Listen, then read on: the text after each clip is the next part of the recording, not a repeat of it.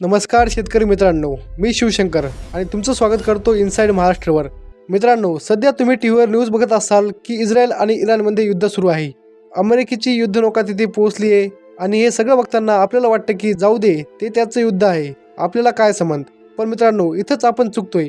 तिथे पडणाऱ्या प्रत्येक बॉम्बचा थेट फटका आपल्या शेतकऱ्याच्या खिशावर आणि येणाऱ्या खरीप हंगामाच्या बजेटवर बसणार आहे। हे कसं होणार आणि यातून वाचण्यासाठी शेतकऱ्यांनी काय केलं पाहिजे हे आपण आजच्या व्हिडिओमध्ये सविस्तर जाणून घेऊया।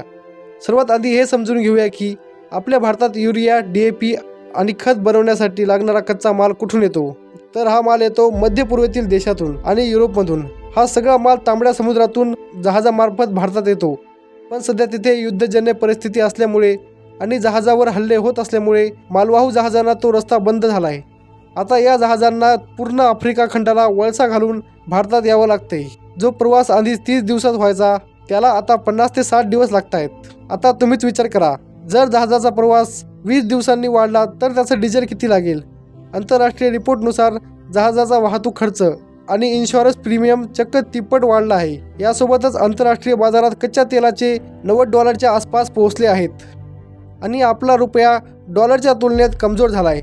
याचा थेट परिणाम असा झाला आहे की आंतरराष्ट्रीय स्तरावर खताच्या किमती एका महिन्यात 26% भडकल्या आहेत। आता एप्रिल संपत आलाय, पुढच्या महिन्यात आपण सोयाबीन, कापूस आणि इतर खरीप पिकाच्या तयारीला लागतो। आंतरराष्ट्रीय बाजारात खत इतकी महाग झालीत की खत कंपन्यांना ती आयात करणं परवडत नाहीये। आता या वाढल्या किमतीचा भार कोण उचलणार? एकतर सरकारने स्वतःच्या खिशातून सबसिडी वाढवून द्यायला हवं, नाहीतर खताच्या गोणीमागे 100-200 रुपये वाढवून हा दंड थेट शेतकऱ्यांच्या माथी मारला जाईल। आणि जर खताचा तुटवडा निर्माण झाला तर काळ्या बाजारात हेच खत 500 रुपये जास्त देऊन घ्यावं लागेल। म्हणजे शेतकऱ्यांचा एकरी खर्च 1 ते 2 हजार रुपयांनी वाढणार हे नक्की। मग आता शेतकऱ्यांनी काय करावं? आगाऊ नियोजन करा। जर तुमच्याकडे पैशाची सोय असेल तर तुमच्या सोसायटीमध्ये किंवा ओळखीच्या कृषी सेवा केंद्रावर जाऊन आताच खताची चौकशी करा। जुन्या भावात DAP, युरिया मिळत असेल तर खरीप हंगामापुरता साठा आताच करून ठेवा, म्हणजे पेरणीच्या वेळी धावपळ करू नका। दुसरा उपाय म्हणजे माती परीक्षण। आपल्या जमिनीत कोणतं खत कमी आहे हे तपासा।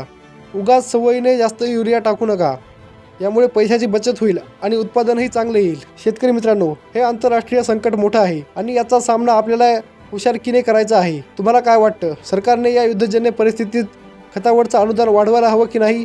खाली कमेंट करून नक्की सांगा। आणि तुमच्या भागामध्ये DAP आणि युरियाचे काय रेट चालू आहेत हे पण आपल्या कमेंटमध्ये नक्की सांगा। तर व्हिडिओ आवडला असेल तर आताच आपल्या चॅनलला सबस्क्राईब करा।